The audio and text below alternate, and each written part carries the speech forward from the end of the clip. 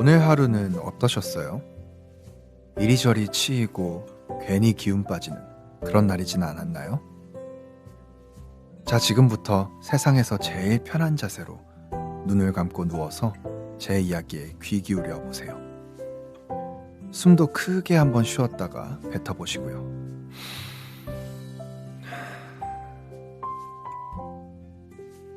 지친 하루의 끝, 마음을 매만져줄 동화 한 편을 들고 찾아온 저는 위너의 강승윤입니다.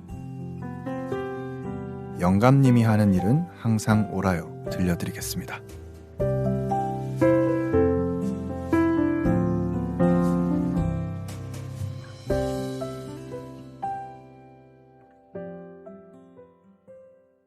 작은 시골 마을, 초라한 초가집에 할아버지와 할머니가 살고 있었습니다. 두 부부는 매일 열심히 농사를 지었지만 수확은 늘 그저 그랬습니다. 그래도 할아버지 할머니는 별다른 불만이 없었습니다. 특히 할머니는 다른 집 아내들처럼 남편에게 잔소리를 하기는커녕 늘 우리 영감님이 하는 일은 항상 옳아요 하고 말하곤 했습니다. 할아버지가 잘못을 해도 나무라지 않고 늘 할아버지가 옳다고 말했습니다. 그러던 어느 날 할머니가 말했어요. 영감, 우리 형편이 이러하니 저 말을 파는 게 어떨까요? 마을 장터에 가서 다른 물건으로 바꿔오세요. 이제 곧 겨울이 다가오니 말보다는 다른 물건이 필요할 것 같아요. 할아버지는 할머니에게 물었습니다. 그럼 뭘로 바꾸면 좋을까? 그러자 할머니는 그건 당신 마음대로 하세요. 영감님이 하는 일은 언제나 옳으니까요.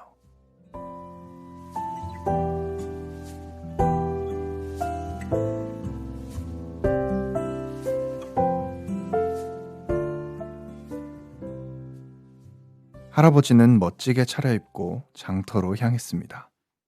생각보다 날씨는 따뜻했고 잘 차려입은 할아버지의 이마에선 땀이 흐르기 시작했습니다. 몹시 갈증이 났죠. 그런데 그때 한 농부가 젖소를 몰고 지나갔습니다. 할아버지는 생각했어요.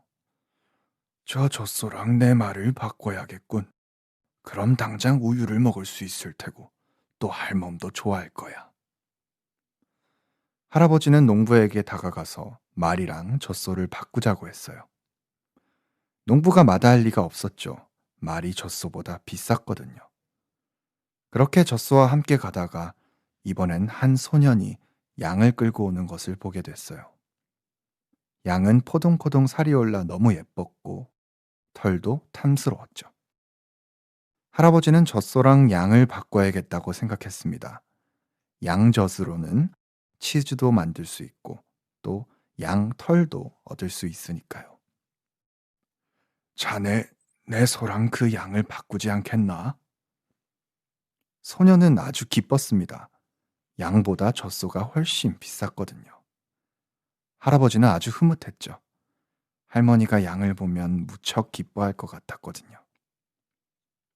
그런데 할아버지는 얼마 못 가서 거위를 안고 오는 한 남자와 마주쳤습니다. 할아버지는 거위를 보니까 또 할머니 생각이 났죠. 할멈이 거위 고기를 참 좋아하는데 거위랑 양을 바꾸자. 할아버지는 거위 주인에게 양을 내밀었고 거위 주인은 얼른 거위를 내어주었습니다. 거위보다 양이 훨씬 비쌌으니까요. 조금 더 걸으니 드디어 장터가 나왔습니다. 사람이 정말 많았죠. 이 사람 저 사람을 구경하던 할아버지의 눈에 이번에는 닭을 안고 오는 농부가 보였습니다. 그래, 거위랑 닭을 바꿔야겠어. 닭은 딱히 돌보지 않아도 혼자 먹이를 찾아 먹으면서 잘 크지. 날마다 달걀을 낳고 게다가 자라면 귀여운 병아리도 키울 수 있겠지? 닭이 탐난 할아버지는 농부에게 거위랑 닭을 바꾸자고 말했고 농부는 아주 흔쾌히 그러자고 했죠. 할아버지는 기분이 너무 좋아서 휘파람을 불며 시장 구경을 했습니다. 그러다 잠시 쉬어가고 싶어서 한 식당에 들어갔어요. 그리고는 거기서 후다닥 뛰어나오는 마부를 만났습니다. 마부는 등에 자루 하나를 짊어지고 있었죠. 이보게, 그 자루 안에 뭐가 들어있나? 우리 집 돼지에게 줄 썩은 사과랍니다. 할아버지는 깜짝 놀랐습니다. 사과를 돼지한테 준다고? 너무 아까운걸. 그리고는 마부에게 닭을 내밀며 말했습니다.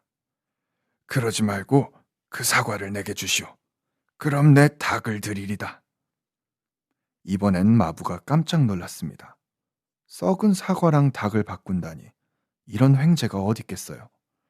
마부는 마치 못하는 척 사과를 내밀면서 할아버지에게 물었습니다. 그 썩은 사과로 뭘 하시게요? 이해가 안 되네요. 아니, 왜 이해가 안 돼? 작년에 우리 집에 있는 사과나무에 사과가 딱 한 개밖에 열리지 않았어. 그게 너무 소중해서 먹지도 못하고 찬장에 놔뒀더니 그만 썩어버렸지. 하지만 우리 할멈은 그 썩은 사과도 소중하다면서 오랫동안 간직했어. 이것도 소중한 재산이에요. 하면서 말이야. 마부는 여전히 이해가 안 간다는 표정을 짓더니 멀리 사라졌어요. 그렇게 할아버지와 썩은 사과 자루만 남았죠. 할아버지는 식당에 앉아 음식을 주문했습니다. 그런데 옆 테이블 손님들이 말을 걸었습니다. 여보시오, 노인 양반. 도대체 그 자루 안에 뭐가 들어있어서 이런 냄새가 나는 거요? 할아버지는 그 손님들에게 그동안 일어났던 일을 모두 말해줬습니다. 손님들은 기가 막히단 표정으로 맙소사, 그럼 말을 갖고 나와서 결국 썩은 사과 한 자루를 얻은 겁니까? 그 자루를 들고 집에 돌아가면 할머니가 엄청 화내실 것 같은데요. 하지만 할아버지는 당당했습니다. 에이, 모르는 말씀. 우리 할멈은 내가 어떤 일을 하든 다 옳다고 한다네. 이번에도 분명히 그럴 거야. 영감님이 하는 일은 항상 옳아요. 라고 말할 게 분명하다고. 그러자 옆 테이블 손님들이 하하 웃으면서 이렇게 말했어요. 할아버지, 그럼 저랑 내기할까요? 할머니가 정말 그렇게 말씀하신다면 제가 금화 한 자루를 드릴게요. 하지만 화를 낸다면 할아버지는 저한테 뭘 주실래요? 난 내 집을 주지. 할아버지와 손님들은 곧바로 할아버지의 집으로 향했습니다.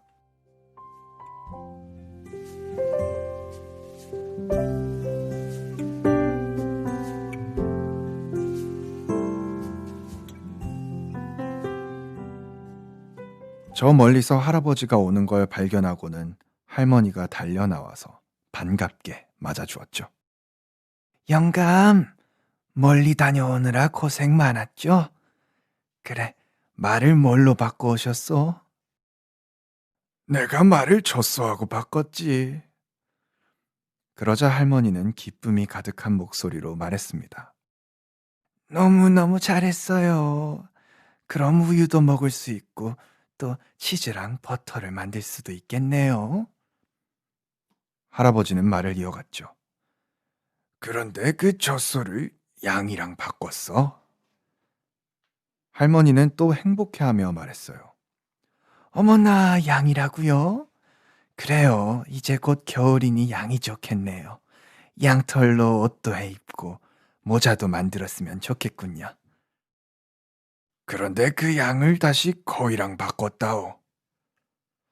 할머니는 할아버지를 껴안으며 말했습니다. 내가 거위 고기를 좋아하는 걸 알고 그랬군요. 그리고 거위를 닭이랑 바꿨다오. 할머니는 손뼉을 치면서 닭이요? 어머나, 이젠 매일 달걀을 먹을 수 있겠군요. 할아버지는 거기서 멈추지 않았죠. 그리고 닭을 썩은 사과 한 자루랑 바꿨다오. 할머니는 감동한 표정으로 말했습니다. 세상에, 지난번에는 썩은 사과 한 개를 올려놓고도 쳐다볼 때마다 행복했는데 이제는 사과가 많아졌군요. 부자가 된 기분이네요. 에구, 우리 영감 너무나 잘했어요. 그 모습을 본 손님들은 말문이 막혔습니다. 하지만 이내 껄껄 웃으면서 이렇게 말했습니다. 내기에 지고도 이렇게 흐뭇하긴 처음이네요. 할머니의 말씀에 저는 감동했답니다. 손님들은 금화 한 자루를 내놓고 떠났어요. 할아버지는 내기에 이긴 게 너무나 자랑스러웠어요. 할머니는 그런 할아버지를 지켜보면서 흐뭇하게 웃었죠. 그 후로도 할머니랑 할아버지는 매일 서로를 아끼면서 행복하게 살았답니다.